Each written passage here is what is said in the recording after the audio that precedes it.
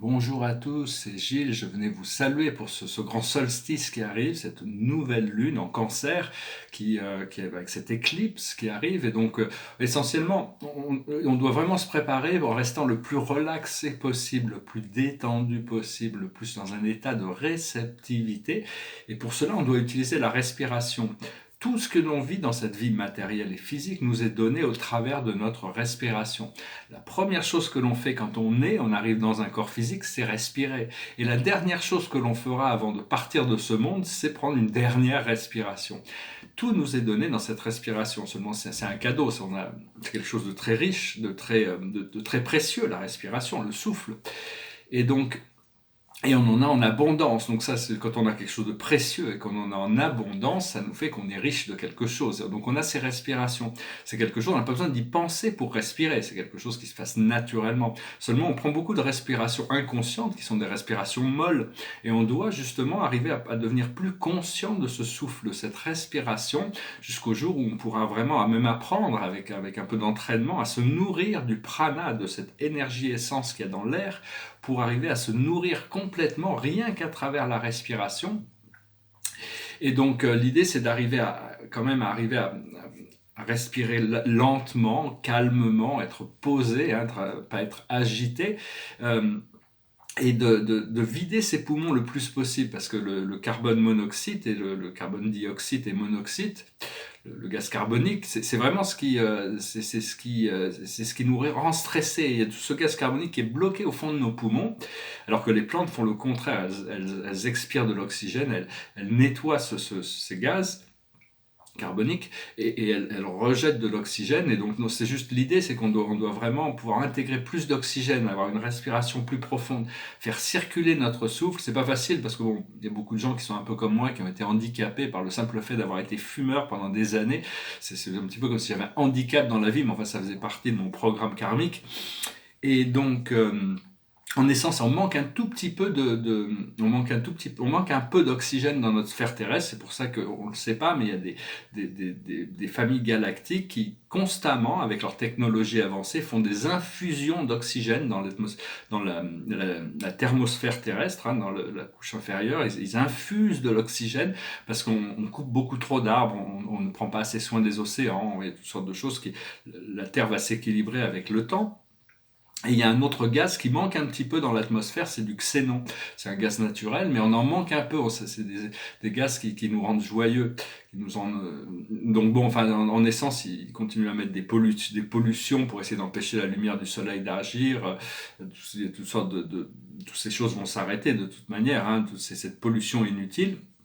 Enfin, tout revient de la respiration.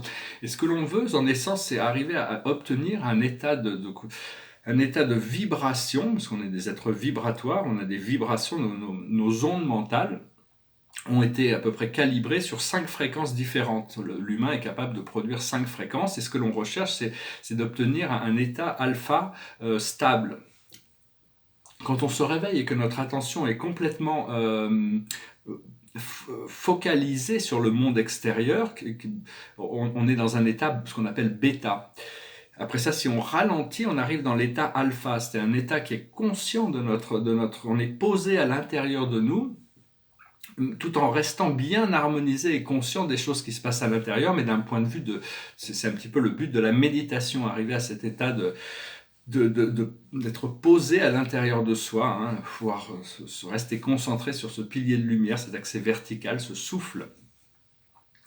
Et quand on rentre plus profondément en méditation, on arrive dans ce qu'on appelle l'état Theta.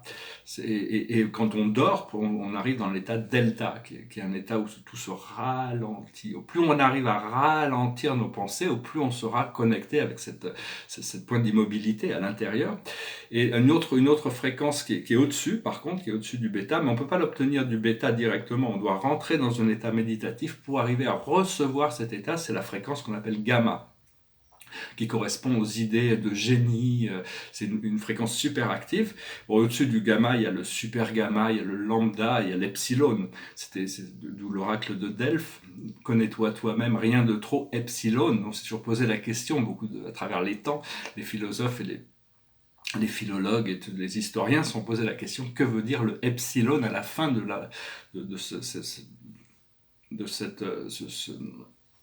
cet oracle de Delphes, qui est l'oracle d'Apollon. Et en essence, c'est d'arriver à cet état bien au-dessus, actuellement, bien au-dessus du gamma, il y a le super gamma, il y a le lambda, il y a l'epsilon, qui est l'état d'éternel, c'est une pensée qui est éternelle et qui est constamment active dans cet état d'éternité. On pourrait imaginer qu'il y a un état oméga, qui représenterait la pensée divine, qui est omnipotente et omnisciente. Mais enfin, en essence, ce que l'on doit faire, nous, pour le moment, c'est d'arriver à cet état alpha qui nous permet de maintenir une sorte de neutralité, une position d'être bien assis à l'intérieur de soi pour être dans un état de réceptivité et pouvoir utiliser toutes ces énergies pour notre évolution plutôt que de se laisser tout le temps bousculer par les énergies de la vie. Donc voilà, en essence, c'est le message... C'est le message que je voulais adresser aujourd'hui. Actuellement, les forces de l'obscurité sont très actives en train d'essayer de nous empêcher de connecter avec cette force et cette paix intérieure. Et donc, pour nous investir dans notre moi divin, dans notre moi intérieur, ils utilisent la peur pour essayer d'opposer l'amour du divin qui est à l'intérieur. Donc, il ne faut pas se laisser distraire, il ne faut pas se laisser séduire ou se laisser manipuler. Et donc...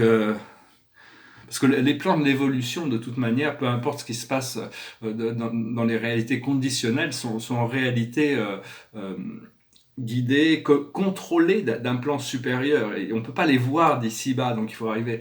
C'est juste quand on arrive à élever notre conscience, on peut recevoir l'information de notre moi supérieur, qui nous donne des informations sur les choses qui vont se passer, parce que et au fur et à mesure, quand on atteindra ces niveaux supérieurs, on pourra voir de manière panoramique l'évolution, où les choses vont. On n'a pas vraiment encore cette vision, mais il faut avoir confiance. Savoir que l'amour, c'est la plus puissante des forces de l'univers. C'est ce que tout le monde recherche, l'amour.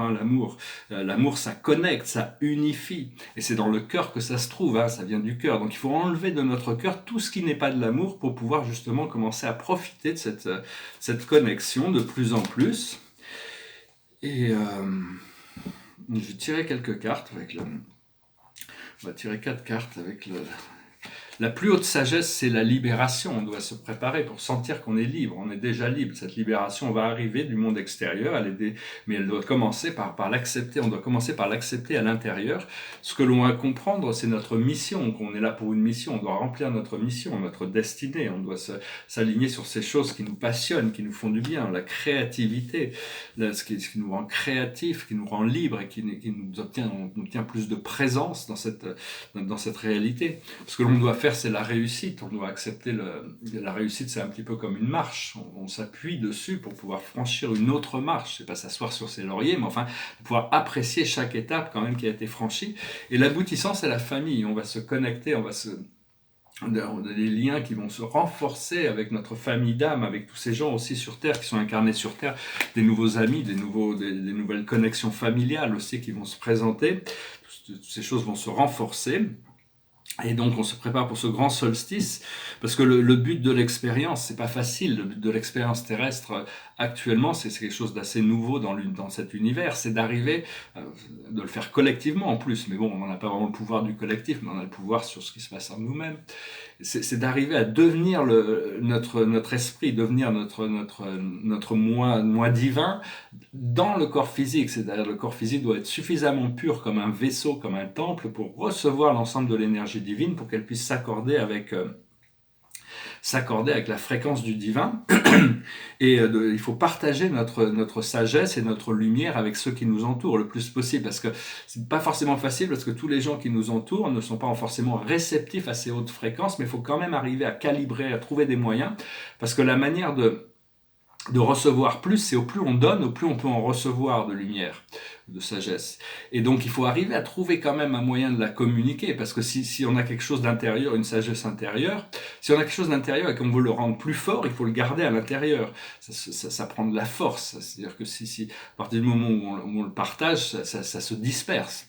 Donc si on veut il y a des choses qu'on doit garder à l'intérieur pour les garder fortes. Mais si on a une sagesse et qu'on veut la garder à l'intérieur rien que pour nous, elle va se renforcer, mais on peut pas recevoir des nouvelles fréquences. Donc c'est bien quand même de pouvoir libérer les choses, les partager, qu'elles s'ancrent, et après ça nous permet de vider notre véhicule, qui permet d'en recevoir plus. Donc voilà, je ne sais pas pourquoi on m'a demandé de chanter une chanson ce matin. Alors je vais la chanter, hein. Je ne sais pas pourquoi, c'est la chanson qu'on m'a demandé de chanter. Ici c'est un dessin, je vais vous montrer un dessin. Ça doit être un dessin de 2014, je crois. Ça s'appelle Love Rules, c'est-à-dire l'amour règne. Et il y a toutes sortes de symboles, hein. C'est un petit peu comme malgré le chaos de ce qui se passe en bas, il y a toujours cette divinité qui surveille les choses. Et donc, c'est une étude, hein. Voilà. Et puis ici, c'est une scène, hein, c'est ce que j'ai déjà montré, mais enfin, c'est un tableau qui est assez complexe et qui est une sorte de scène avec les trois grâces. Alors, c'était une chanson révolutionnaire je sais pas, des années 40, 50. It goes like this. Ami, entends-tu le vol noir des corbeaux sur nos plaines? Ami, entends-tu les cris sourds d'un pays qu'on enchaîne? Oh, et partisans, ouvriers et paysans, c'est l'alarme. Ce soir, l'ennemi connaîtra le prix du sang et des larmes. Montez de la mine, descendez des collines, camarades. Sortez de la paille, les fusils, la mitraille, les grenades. Oh, et les tueurs à la balle et vos couteaux, tirez vite. Oh, et saboteur, attention à ton fardeau, dynamite. C'est nous qui brisons les barreaux des prisons pour nos frères. La haine à nos trous, c'est la faim qui nous pousse la misère. Il y a des pays où les gens au creux des lits font des rêves. Ici, nous vois-tu, nous on marche, nous on tue ou on crève. Ici, chacun sait ce qu'il veut, quand il fait, quand il passe. Ami, entends-tu le bruit sourd de corbeaux dans nos plaines? Ami, si tu tombes, un ami sort de l'ombre à ta place. Demain, du sang noir séchera au grand soleil sur les routes. Chantez, compagnons, dans la nuit, la liberté nous écoute. Ami, entends-tu les cris sourds d'un pays qu'on enchaîne? Ami, entends-tu le vol noir du corbeau sur nos plaines? Voilà, une chanson révolutionnaire de Maurice Druon, Joseph Kessel avec une musique de Anne Marcy. Et donc c'est un petit peu sur c'est sur la Deuxième Guerre mondiale, sur la résistance française, mais en essence c'est sur si on arrive à dépasser, j'imagine, c'est par rapport à la liberté de toute cette planète qui, pendant des années, des siècles, des millénaires, a été enfermée dans l'obscurité. Donc on veut vraiment arriver à libérer ce monde, hein, à se libérer soi-même. Et donc voilà, hein, je me suis chanté cette chanson. Je chantais une différente chanson en anglais parce que je pense pas qu'il... Mais... donc ici, sur la carte de la journée, pour se préparer pour cette éclipse, c'est un nouveau départ. L'archange Jérémiel qui vient nous apporter ce nouveau départ, nous aider, nous assister, se préparer, commencer une nouvelle vie, trouver un but. Avec bienveillance et compassion, faites le point sur votre passé. Donc vraiment, il y a une décision, c'est la carte du jugement, hein, c'est arriver à intégrer ces choses du passé pour se préparer pour une nouvelle vie, hein. Donc voilà, je vous salue, je vous souhaite une très bonne éclipse, une très bonne nouvelle lune, et vraiment, soyez réceptifs, et bon, profitons de ces moments de toute manière pour saluer notre divinité qui est émergente en nous de plus en plus. Merci beaucoup, namasté.